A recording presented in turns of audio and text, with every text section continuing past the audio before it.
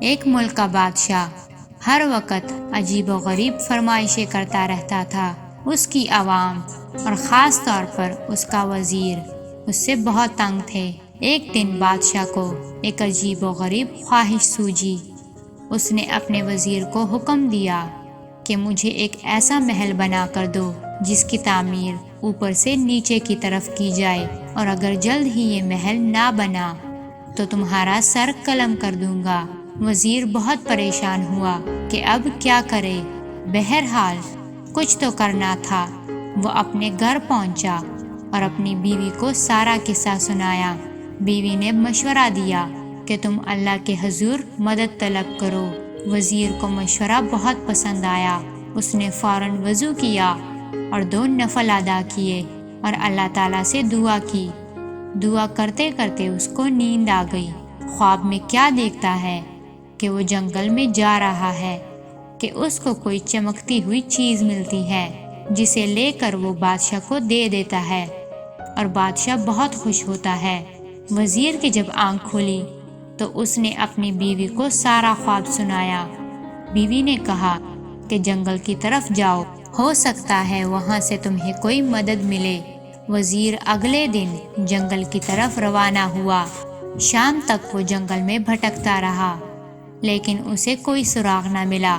اس نے سوچا چلو اب چلتے ہیں، اس مسئلے کا کوئی حل نہیں۔ جب وہ واپس جانے لگا تو اس کی نظر ایک خرگوش پر پڑی جو بیچارہ شکنجے میں پھنسا ہوا تھا۔ وزیر نے فوراً شکنجے سے خرگوش کو آزاد کر آیا اور پھر واپس جانے لگا تو اس کو ایک آواز سنائی دی، اے نیک دل انسان، تمہارا بہت شکریہ۔ وزیر حیرت سے مڑا تو کیا دیکھتا ہے کہ ایک چھوٹا سا بونا کھڑا ہے۔ وہ بول رہا ہے۔ بونے نے کہا، ایک جادوگر نے مجھے خرگوش بنا دیا تھا اور یہ شکنجہ کھلنے سے جادو کا اثر زائل ہو گیا۔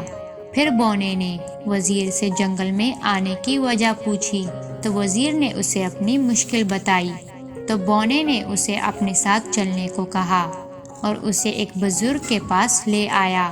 وزیر نے دیکھا کہ ایک بزرگ عبادت کر رہے ہیں۔ وزیر نے انہیں سلام کیا اور اپنی مشکل بتائی۔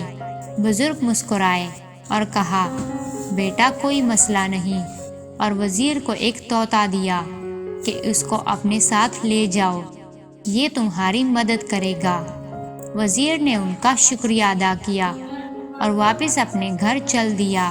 گھر جا کر اس نے اپنی بیوی کو سارا ماجرا سنایا تو وہ بھی بہت خوش ہوئی۔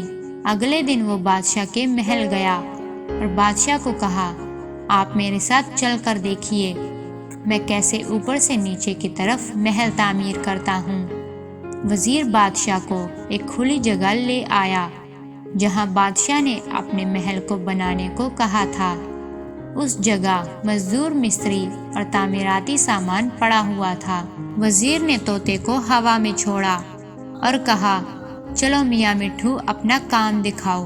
طوطا بہت اونچائی پر چلا گیا اور آوازیں لگانا شروع کر دیں کہ اینٹیں پکڑاؤ، اینٹیں پکڑاؤ۔